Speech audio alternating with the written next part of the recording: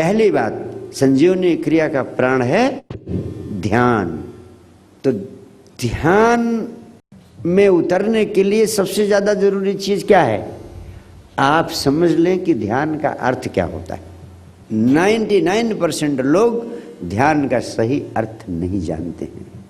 ध्यान कोई रिचुअल नहीं है, कोई कर्म कांड नहीं है, ध्यान किया भी नहीं जाता है। सच्चे अर्थों में बताऊं, आप अभ्यास करेंगे तो पाएंगे ध्यान किया नहीं जाता, ध्यान में हुआ जाता है। ये तो एक meditative way of life and living है। जब ध्यान का कुछ अभ्यास आपको हो जाएगा तो आपको पता लगेगा कि ध्यानात्मक जीवन शैली होती है। एक अपने आपका पूरा जीवन जीने का आयाम ही ऐसा हो जाएगा कि आपकी लाइफ एंड लिविंग ही ध्यानात्मक हो जाएगी। आपको अलग से बैठकर ध्यान करने की जरूरत ही नहीं रह जाएगी। देयरफॉर आई से ध्यान इज नॉट ए रिचुअल, कोई कर्म कांड नहीं है। और अगर ध्यान आपकी समझ में आ गया तो जो मैंने कहा था, आपका घर ही आश्रम बन सकता है, शरीर ही मंदिर बन सकता है, सांस सांस प्रार्थना बन सकती है। अलग से बैठकर पूजा पाठ करने की जरूरत ही नहीं रह जाती। दूसरी महत्वपूर्ण बात आपसे कहना चाहता हूं, विज्ञान के जगत में और धर्म के जगत में जो भी महत्वपूर्ण उपलब्धियां हुई हैं उनके मूल में ध्यान ही रहा है। अंतर सिर्फ इतना है, वैज्ञानिकों ने कहा कि जब जब महत्वपूर्ण आविष्कार उन्होंने किए हैं उस समय उन्हें ये पता चला कि ये आविष्कार उन्होंने अपनी बुद्धि लगाकर सोच विचार कर नहीं किया। ये आविष्कार चूंकि वे उस चीज को खोज रहे थे, उनके अवचेतन मन में वो बात बैठ गई थी, सबकॉन्शियस माइंड में बात बैठ गई थी और रोए रोए में समा गया था, प्रश्न समा गया था रोए रोए में कि उन्हें इस चीज का आविष्कार करना है, हवाई जहाज का आविष्कार करना है या लॉ ऑफ ग्रेविटेशन या कोई चीज, जिस भी चीज को, तो कहने लगे कि ये अकस्मात उनके भीतर से प्रकट हुआ। कैसे प्रकट हो गया ये उन्हें नहीं पता है। They fail to explain. Albert Einstein has failed to explain as to how the theory of relativity came into being through him। उन्होंने कहा किसी गहन शून्य क्षणों में अकस्मात ये मेरे भीतर से उतर आई। यानी जब सोचते सोचते विचार शून्य हो गए, उस विचार शून्यता के क्षण में he was only a medium, A vehicle, एक माध्यम थे जिनके माध्यम से थियरी ऑफ रिलेटिविटी प्रकट हो गई।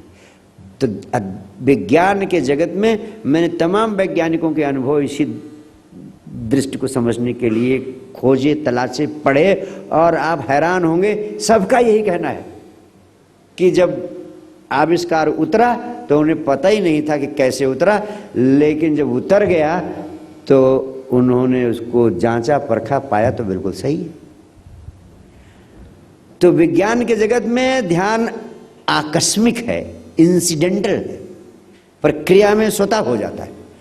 और अध्यात्म में, धर्म में हम डेलिबरेटली करते हैं, हम प्रयास करते हैं, हम ध्यान को साधते हैं, हम ध्यान की चेष्टा करते हैं। तो दोनों ही जगत में, धर्म के जगत में, अध्यात्म के जगत में असाधारण उपलब्धियां ध्यान के माध्यम से ही हो सकी हैं। इसलिए ध्यान के संबंध में सबसे पहली बात आपसे कहना चाहता हूं, ध्यान का अर्थ एकाग्रता नहीं है या किसी देवी देवता या गुरु के चित्र को अपने चित्त में अंकित करना, चित्त में बैठा लेना, किसी देवी देवता या गुरु के प्रतिमा को उसके ऊपर ध्यान केंद्रित कर देना, ये ध्यान नहीं है। ये ध्यान का उल्टा, ये ध्यान का विपरीत है। It is non meditation, it is contemplation. ये तो धारणा है। फिर ध्यान क्या है?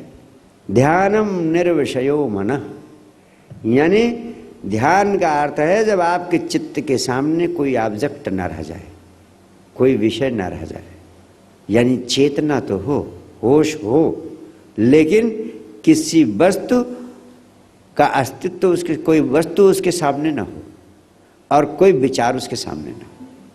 इसको दूसरे शब्दों में कहते हैं meditation is a state of contentless consciousness, यानी कॉन्शसनेस तो है, लेकिन उसके सामने कोई कंटेंट नहीं है, ना तो विचार का कंटेंट है, ना तो वस्तु का कंटेंट है। और इसलिए मैं कहता हूं ध्यान अक्रिया की अवस्था है, कुछ ना करने की अवस्था है।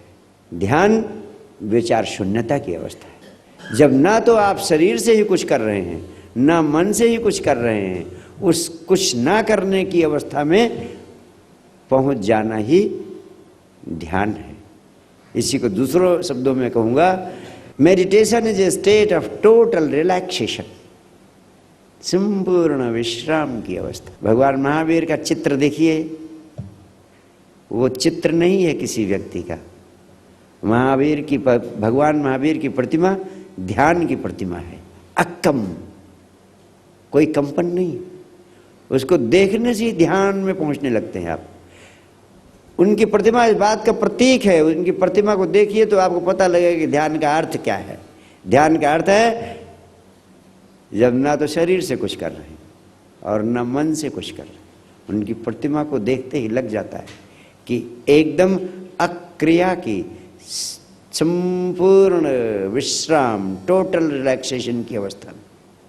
भगवान बुद्ध की प्रतिमा को देखिए, टोटल रिलैक्सेशन की अवस्था में। और जब आप टोटल रिलैक्सेशन की अवस्था में हो जाएं तो आप ध्यान की अवस्था में हो जाते हैं।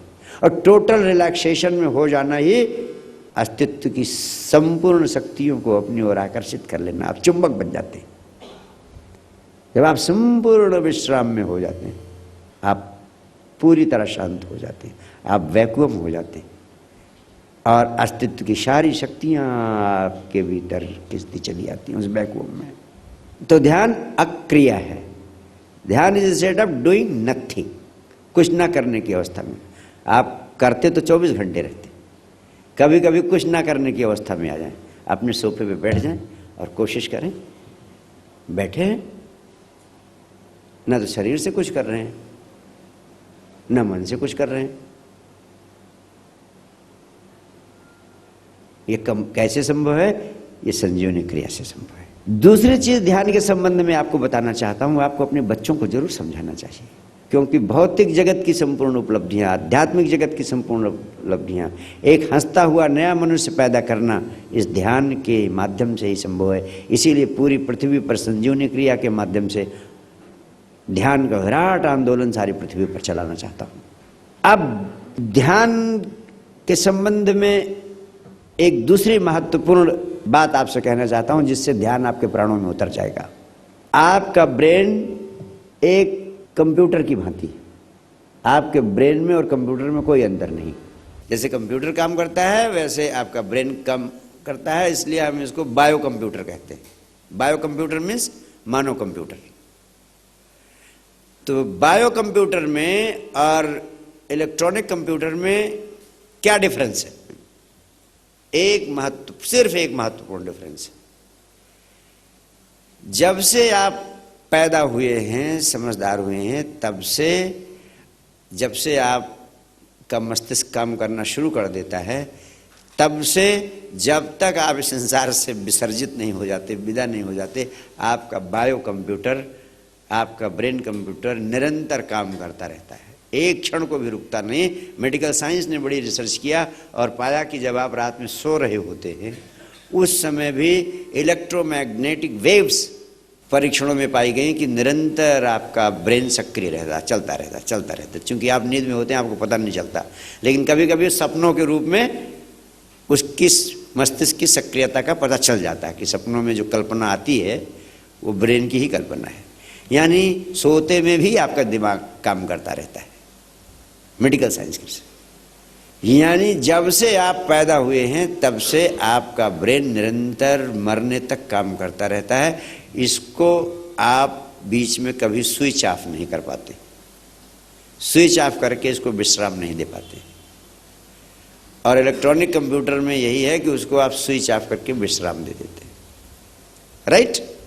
आपके मस्तिष्क को भी स्विच ऑफ करके विश्राम दिया जा सकता है। आपके मस्तिष्क को स्विच ऑफ करके विश्राम देने की कला का नाम है ध्यान, ध्यान, ध्यान। अब देखो, इलेक्ट्रॉनिक कंप्यूटर लगातार काम करता रहे, और उसको कभी विश्राम ना दो, स्विच ऑफ ना करो, तो कितने दिन चलेगा?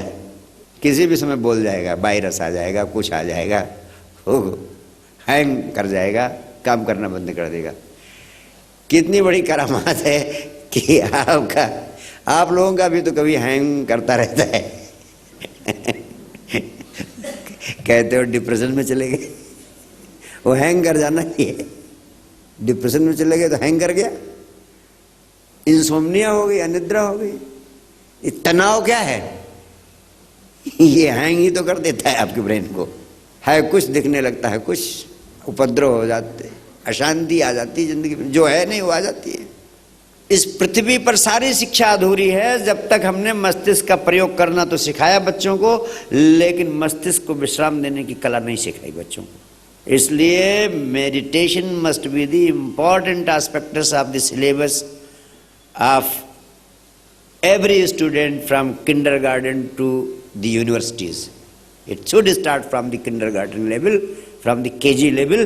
जो चीज़ बचपन में सिखा दी जाती वो जिंदगी का अंग बन जाती।